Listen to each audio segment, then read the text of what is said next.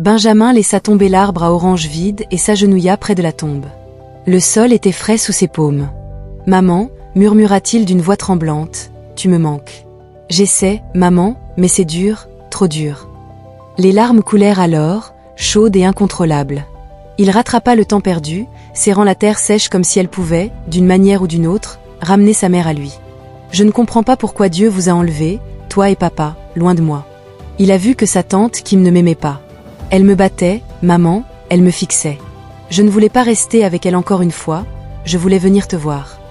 Benjamin, âgé de 8 ans, titubait, pieds nus le long de la route étroite, équilibrant un plateau d'oranges sur sa petite tête. Ses petits pieds étaient couverts de poussière rouge et son short trop grand collait à sa silhouette maigre, trempée de sueur. Son cœur était lourd, son estomac vide et les larmes menaçaient de couler de ses yeux fatigués, mais il savait qu'il ne devait pas s'arrêter.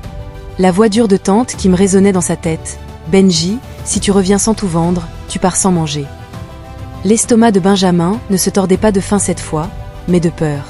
Ses paroles étaient pires que les coups qu'elle lui avait donnés depuis la mort de ses parents. Elle l'avait recueilli non par amour, mais par un sens du devoir tordu. Chaque jour, depuis lors, il avait vendu des oranges de l'aube au crépuscule, traînant ses petites jambes fatiguées à travers la ville. Il s'arrêta brièvement sous l'ombre d'un manguier desséché, le seul réconfort qu'il pouvait trouver contre la chaleur accablante. Avec des doigts tremblants, il essuya la sueur de son front, laissant des traces de saleté sur ses larmes pâles.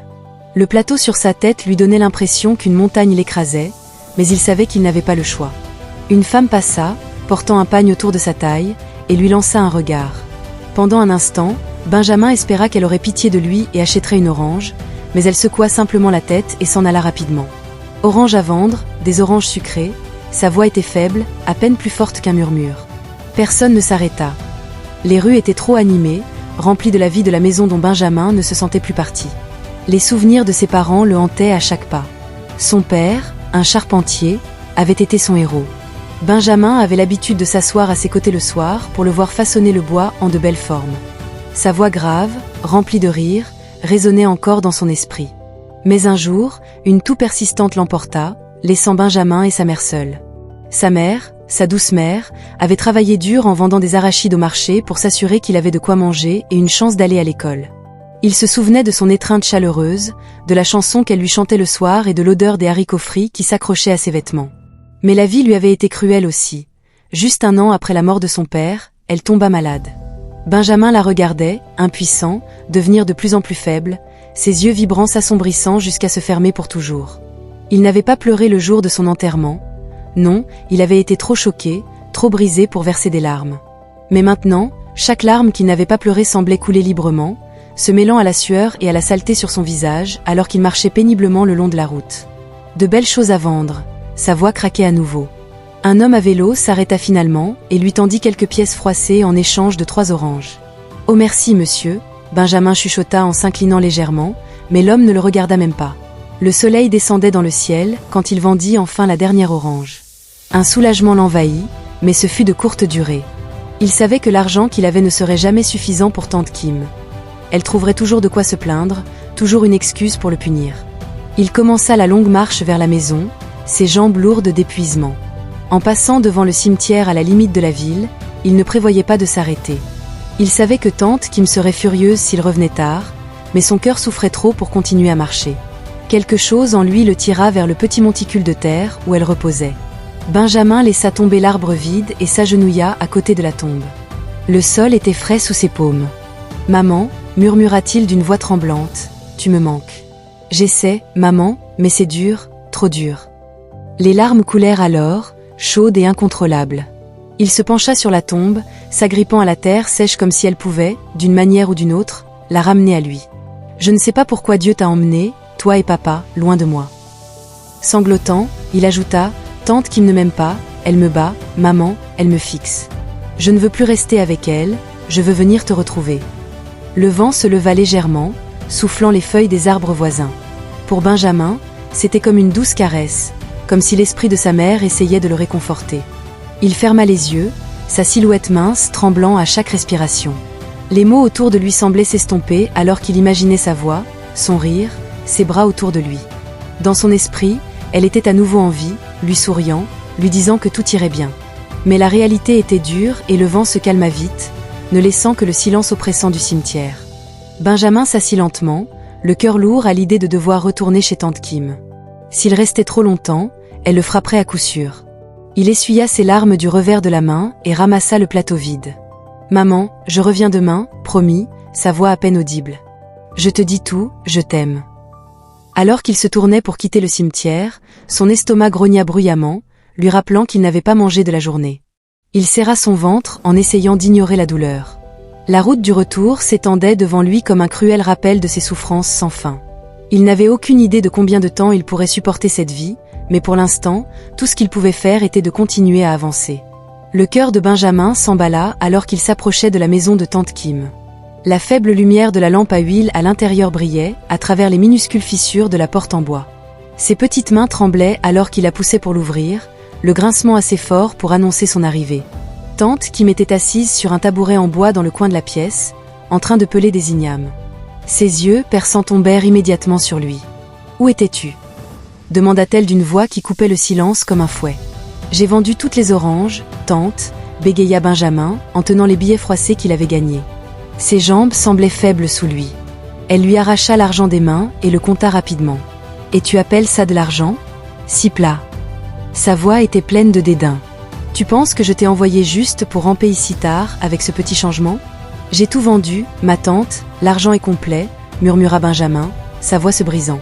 Il ne savait pas quoi dire d'autre, il avait fait de son mieux, mais son mieux n'était jamais suffisant pour elle. Avant qu'il ne puisse réagir, elle attrapa la canne posée à côté de son tabouret et se leva. La peur dans les yeux de Benjamin fut immédiate et il recula lentement, mais la petite pièce ne lui laissait aucun espace pour s'échapper. « Et toi, petit paresseux et inutile » cria-t-elle en balançant la canne sur lui.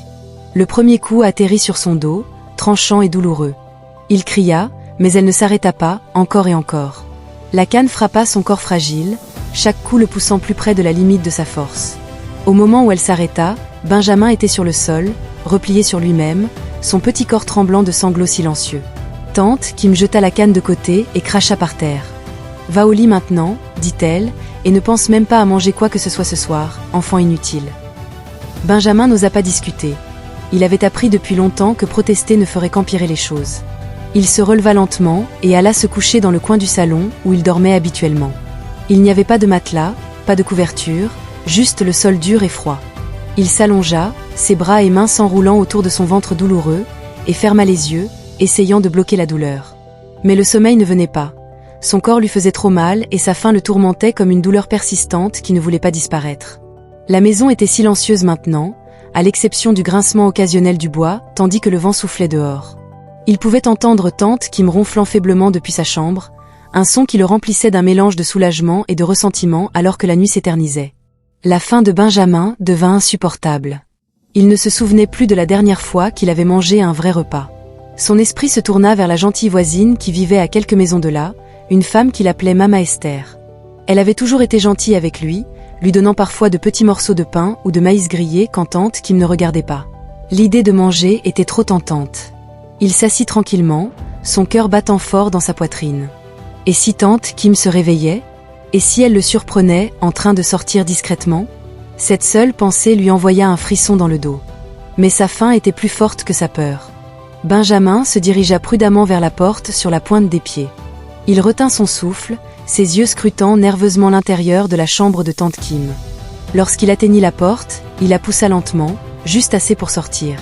L'air frais de la nuit frappa son visage, un bref soulagement de la chaleur étouffante de la maison.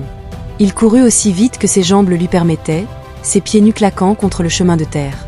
Il ne s'arrêta pas avant d'atteindre la maison de Mama Esther. Debout devant elle, il hésitait. Et si elle était en colère contre lui pour être arrivée si tard ? Et si elle ne voulait pas l'aider ? Mais sa faim le poussait en avant. Il leva une main tremblante et frappa doucement à la porte en bois. Cela prit un moment, mais bientôt il entendit des pas à l'intérieur. La porte s'ouvrit et le visage bienveillant de Mama Esther apparut dans l'encadrement à la faible lumière de sa lanterne. « Benjamin, que fais-tu ici à cette heure de la nuit ?» demanda-t-elle d'une voix pleine d'inquiétude. « Je suis désolée, Mama Esther, » murmura Benjamin, des larmes coulant sur son visage. « J'ai tellement faim, je n'ai pas mangé de la journée. » Son expression s'adoucit immédiatement. « Oh mon pauvre enfant, entre » dit-elle en ouvrant la porte plus largement. Benjamin entra dans sa petite chambre douillette. Son estomac grogna bruyamment et il baissa les yeux, embarrassé. Maman Esther le remarqua et posa une main douce sur son épaule. « Assieds-toi, Benji, laisse-moi te chercher quelque chose à manger, dit-elle doucement. Il s'assit sur un petit tabouret en bois près de la table, ses yeux suivant chacun de ses mouvements alors qu'elle découvrait le pot et prenait un morceau de yam. Elle ajouta un peu de ragoût et plaça l'assiette devant lui. « Tiens, mon enfant, dit-elle d'une voix tendre. Benjamin n'avait pas besoin qu'on le lui dise 2 fois.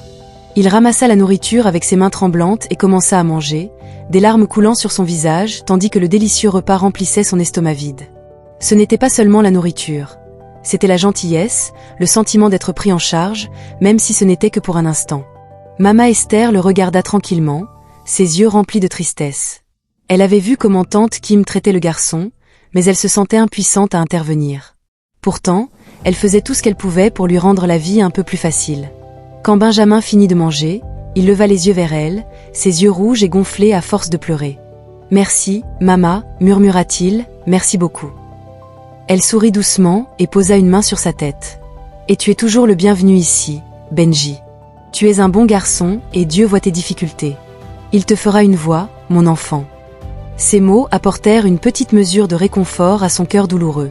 Pour la première fois ce jour-là, il sentit une lueur d'espoir, bien que faible. Mais il savait qu'il ne pourrait pas rester si tante Kim se réveillait et le trouvait absent. La punition serait encore pire. À contre-cœur, il se leva. « Je dois y aller maintenant, » dit-il, sa voix remplie de regret. « Merci encore, maman. » Elle hocha la tête, les yeux lourds d'inquiétude. « Fais attention, Benjamin, et souviens-toi que tu peux toujours venir me voir si tu as besoin de quoi que ce soit. » Il hocha la tête et sortit dans la nuit, l'estomac plein mais le cœur toujours lourd. La route du retour lui semblait encore plus longue, le poids de sa vie pesant sur lui comme jamais auparavant. Alors qu'il s'approchait de la maison, il s'arrêta, fixant la faible lumière venant de la fenêtre. Il ne savait pas combien de temps encore il pourrait supporter cette vie, mais pour l'instant, il n'avait pas le choix. Avec une profonde inspiration, il ouvrit la porte et entra. Le sol froid l'accueillit comme un vieil ennemi et Benjamin se rallongea une fois de plus, son corps endolori, son cœur lourd mais son estomac enfin plein. Alors que le sommeil commençait à le réclamer, son esprit erra vers ses parents, vers l'amour et la chaleur qu'il connaissait autrefois. Se sentir à nouveau comme ça, il ne savait pas comment, mais pour l'instant, tout ce qu'il pouvait faire était de survivre. Benjamin se réveilla le lendemain matin au son familier de tante Kim qui criait son nom. Son corps était endolori à cause des coups qu'il avait reçus la nuit précédente, mais il se força à se lever. Il savait qu'il ne fallait pas la faire attendre. « Benji, tu ferais mieux de venir ici maintenant » cria-t-elle. Benjamin chancela en se frottant les yeux fatigués. Il se tenait là avec un plateau d'oranges dans les mains. « Prends ça et va les vendre, et n'ose pas revenir sans avoir tout vendu » ordonna-t-elle en lui fourrant le plateau dans ses petites mains. « Et si tu penses que le passage à tabac d'hier soir était mauvais, attends aujourd'hui. »« Oui, tante, » chuchota Benjamin, sa voix à peine audible. Il ajusta le plateau sur sa tête et sortit dans le soleil du matin. Le poids des oranges n'était rien comparé à celui qui pesait dans son cœur alors qu'il errait dans les rues poussiéreuses du village. Il appelait faiblement « oranges à vendre, de bonnes oranges ». Mais les villageois le dépassaient sans un second regard. Il essaya plus fort d'élever la voix, mais cela n'aida toujours pas. La journée s'éternisa et pas une seule orange ne fut vendue. À midi, le soleil était haut dans le ciel, frappant sans pitié. La gorge de Benjamin était sèche et son estomac se tordait de faim. Ses pieds étaient lourds et ses jambes tremblaient d'épuisement. Il trouva un endroit ombragé sous un arbre et posa le plateau. « Que vais-je faire » se murmura-t-il à lui-même. Il savait que tante Kim n'écouterait pas les excuses. Elle le battrait à nouveau, peut-être même plus fort cette fois. La peur de rentrer chez lui sans avoir vendu les oranges le consumait. Benjamin pensait à sa mère.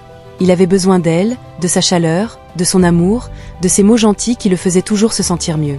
Mais il était tout seul, incapable de retenir ses larmes plus longtemps. Benjamin ramassa le plateau et commença à marcher vers le cimetière. Il ne savait pas pourquoi, mais être près de la tombe de sa mère lui procurait toujours un petit sentiment de réconfort, comme si elle veillait encore sur lui. Quand il atteignit sa tombe, il s'agenouilla et plaça le plateau à côté de lui. La vue du monticule de terre non marquée fit monter de nouvelles larmes à ses yeux. « Maman, » murmura-t-il, sa voix tremblante, « j'ai essayé mais personne n'a acheté d'orange aujourd'hui. Tante Kim va encore me battre, je ne sais pas quoi faire. » Son petit corps tremblait alors qu'il se retirait, ses mains agrippant la terre sèche. « Et tu me manquais tellement. » Maman, pourquoi m'avez-vous quitté, toi et papa? Je n'avais plus personne. Je ne voulais pas rester avec ma tante, elle ne m'aimait pas et elle me faisait du mal. Benjamin s'allongea sur le sol à côté de la tombe, ressentant la fraîcheur contre sa peau brûlante. Alors qu'il fermait les yeux, il murmura « Maman, s'il te plaît, aide-moi. Je suis tellement fatigué, je veux juste être avec toi. » L'épuisement de la journée le submergea et il s'endormit rapidement. Les mots autour de lui s'estompèrent alors qu'il rêvait de jours meilleurs, du rire de sa mère et des bras forts de son père le soulevant haut dans les airs. Dans son rêve, ils étaient tous ensemble à nouveau, heureux et en sécurité. Mais lorsque Benjamin se réveilla, la chaleur de son rêve avait laissé place à la dure réalité du cimetière. Le soleil était descendu plus bas dans le ciel. Il s'assit lentement en se frottant les yeux et se tourna pour ramasser son plateau. Ce qu'il vit le fit geler, les oranges avaient disparu. Son cœur se serra alors qu'il contemplait le plateau vide. Non, non, non, murmura-t-il, la panique montant dans sa poitrine. Où sont-elles? Où sont-elles allées? Il regarda autour de lui frénétiquement, mais il n'y avait aucun signe des oranges. Puis quelque chose d'autre attira son attention, un petit paquet de billets de banque soigneusement posé dans le plateau. Ses mains tremblaient alors qu'il le ramassait. Il compta l'argent et réalisa que c'était le montant exact qu'il aurait gagné s'il avait vendu toutes les oranges. L'esprit de Benjamin se calma. Qui aurait pu faire cela? Qui aurait pris les oranges tout en laissant l'argent? Le cimetière était silencieux, le seul bruit étant le bruissement des feuilles dans la douce brise. Il regarda autour de lui, mais il n'y avait personne en vue. L'air était étrange, presque lourd, comme si quelque chose d'inexplicable venait de se produire. Il se tourna vers la tombe de sa mère, son cœur battant. « Maman » murmura-t-il d'une voix tremblante, « était-ce toi ?» Un frisson lui parcourut le dos alors qu'il fixait la tombe. Il ne savait pas quoi penser ni comment se sentir. Une partie de lui était terrifiée, mais une autre ressentait un étrange sentiment de paix. C'était comme si sa mère veillait toujours sur lui, même de l'au-delà. Benjamin resta assis là un moment, serrant l'argent dans ses mains. Les larmes coulaient sur son visage, tandis qu'un mélange de gratitude et de confusion remplissait son cœur. « Merci, maman », dit-il doucement, sa voix se brisant. « Merci. » Mais le soulagement fut de courte durée. Il savait qu'il devait rentrer chez lui. Tante Kim ne le croirait pas s'il lui racontait ce qui s'était passé. Elle l'accuserait d'avoir volé l'argent ou d'avoir menti sur la disparition des oranges. Il ne savait pas comment il allait lui faire face. Alors que le soleil se couchait, Benjamin se leva et essuya ses larmes. Il plaça l'argent soigneusement dans sa poche et ramassa le plateau vide. Ses jambes étaient lourdes alors qu'il commençait le chemin du retour à la maison, son esprit revenant sans cesse sur les événements étranges. Quand il atteignit la maison, il s'arrêta devant la porte, son cœur battant dans sa poitrine, le son de la voix intérieure de tante qui me le fit trembler, son estomac noué par la peur. Prenant une profonde inspiration, il poussa la porte et entra. La voix aiguë de tante qui me l'accueillit immédiatement. « Benji, tu es encore en retard. As-tu tout vendu ?» Benjamin hocha rapidement la tête en tendant l'argent. « Oui, tante, j'ai tout vendu », dit-il en essayant de garder sa voix stable. Elle lui arracha l'argent des mains et le compta, ses yeux se plissant tandis qu'elle inspectait les billets. « Au moins, tu n'es pas revenu les mains vides cette fois-ci.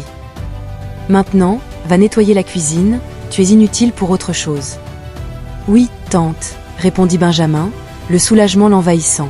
Pour une fois, elle ne l'avait pas battu, mais son esprit était toujours en émoi, essayant de donner un sens à ce qui s'était passé au cimetière. Alors qu'il frottait le sol de la cuisine ce soir-là, il ne pouvait pas se débarrasser du sentiment que quelque chose d'extraordinaire s'était produit. Il ne savait pas comment ni pourquoi, mais au fond de lui, il sentait que sa mère avait en quelque sorte répondu à ses appels à l'aide. Et pour la première fois depuis longtemps, Benjamin ressentit une petite lueur d'espoir dans son cœur. Peut-être, juste peut-être, qu'il n'était pas aussi seul qu'il le pensait. Le lendemain matin, Benjamin se réveilla en se sentant plus faible que d'habitude. Son estomac grogna bruyamment, un rappel douloureux qu'il n'avait pas eu de repas convenable depuis quelques jours.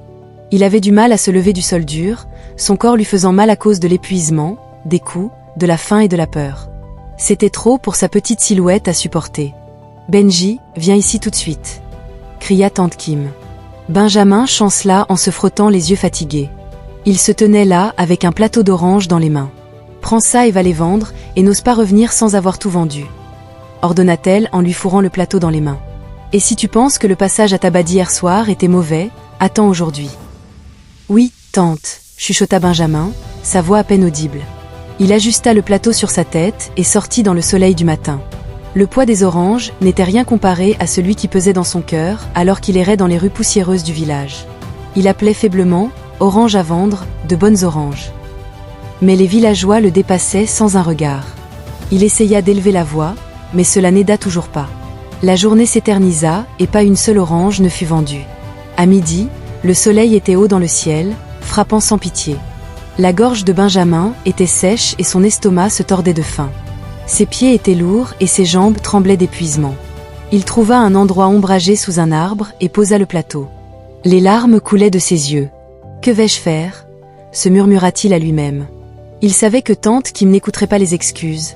Elle le battrait à nouveau, peut-être même plus fort cette fois. La peur de rentrer chez lui sans avoir vendu les oranges le consumait. Benjamin pensait à sa mère. Il avait besoin d'elle, de sa chaleur, de son amour, de ces mots gentils qui le faisaient toujours se sentir mieux. Mais il était tout seul, incapable de retenir ses larmes plus longtemps. Il ramassa le plateau et commença à marcher vers le cimetière. Il ne savait pas pourquoi, mais être près de la tombe de sa mère lui procurait toujours un petit sentiment de réconfort, comme si elle veillait encore sur lui. Quand il atteignit sa tombe, il s'agenouilla et plaça le plateau à côté de lui. La vue du monticule de terre non marqué fit monter de nouvelles larmes à ses yeux. « Maman, murmura-t-il d'une voix tremblante, j'ai essayé, mais personne n'a acheté d'orange aujourd'hui. Tante Kim va encore me battre. Elle ne m'a rien donné à manger. Je ne peux même pas vendre ces oranges parce que je n'ai pas la force. J'aimerais que tu sois là, maman. J'aimerais que tu puisses m'aider. » Ses épaules tremblaient alors qu'il pleurait, ses petites mains agrippant à nouveau la terre. La faim et la tristesse l'envahirent et peu après, il s'allongea sur le sol frais, se recroquevillant à côté de la tombe. La brise souffla les feuilles des arbres voisins et il ferma les yeux, laissant l'épuisement prendre le dessus. Quand Benjamin se réveilla, il s'assit lentement en se frottant les yeux et se tourna pour regarder le plateau à côté de lui. Son cœur fit un bond, les oranges avaient à nouveau disparu. Son plateau, qui était plein à son arrivée, était maintenant vide. Tout comme la veille, un petit paquet de billets froissés était soigneusement posé dans le plateau. Sa main tremblante le ramassa et il compta l'argent. C'était exactement le montant qu'il aurait gagné s'il avait vendu toutes les oranges. Mais cette fois, il y avait autre chose à côté de la tombe. Sur un rocher plat, une assiette de riz fumant avec un gros morceau de poisson frit. L'arôme remplissait l'air, faisant saliver instantanément Benjamin. Son estomac grogna bruyamment et ses yeux s'écarquillèrent de choc. Il regarda autour de lui, son cœur battant. Il n'y avait personne en vue. Le cimetière était silencieux à l'exception du faible bruit des feuilles dans la brise. Il se retourna vers l'assiette, son esprit rempli de questions. « Qui a mis ça ici ?» murmura-t-il à lui-même, sa voix tremblante. « Maman, était-ce toi ?» La vue de la nourriture le remplit à la fois de peur et d'émerveillement. Il ne comprenait pas comment c'était possible, mais sa faim était plus forte que sa confusion. Il tendit les mains tremblantes et prit l'assiette. Le riz était chaud, parfaitement cuit avec une sauce riche, un arôme d'épices et de tomates. Benjamin hésita un instant, ses yeux parcourant le cimetière, mais il n'y avait personne, juste lui, l'assiette de nourriture et la tombe de sa mère. Il murmura doucement « Merci, maman », et commença à manger. La première bouchée remplit sa bouche d'une explosion de saveurs et il ne put retenir les larmes qui coulèrent sur ses joues. Cela faisait si longtemps qu'il n'avait pas goûté quelque chose d'aussi délicieux et satisfaisant. Chaque bouchée était comme un cadeau, un petit moment de réconfort au milieu de sa douleur. Alors qu'il mangeait, il sentit une chaleur dans sa poitrine, une sensation qu'il ne pouvait pas expliquer. C'était comme si sa mère était là avec lui, veillant sur lui, s'assurant qu'il allait bien. La peur qu'il avait ressentie quelques instants plus tôt s'estompa et fut remplacée par un étrange sentiment de paix. Lorsqu'il eut terminé sa nourriture, il remit l'assiette vide sur le rocher et s'assit tranquillement pendant un moment. Le ciel commençait à s'assombrir et il savait qu'il devait rentrer chez lui, mais une partie de lui ne voulait pas partir. Assis près de la tombe de sa mère, il se sentait en sécurité, aimé, des sentiments qu'il n'avait pas ressentis depuis si longtemps. Finalement, il se leva et ramassa le plateau avec l'argent à l'intérieur. « Merci, maman », murmura-t-il à nouveau, sa voix chargée d'émotion. « Je ne sais pas comment, mais je sais que tu m'aides. Je t'aime. » Alors qu'il rentrait chez lui, son esprit était rempli de questions. Qui avait laissé l'argent et la nourriture? Était-ce vraiment l'esprit de sa mère ou quelqu'un veillant secrètement sur lui? Cette pensée le réconfortait et l'effrayait à la fois. Il ne savait pas quoi croire, mais une chose était certaine. Quelque chose d'extraordinaire se produisait et cela le maintenait en vie.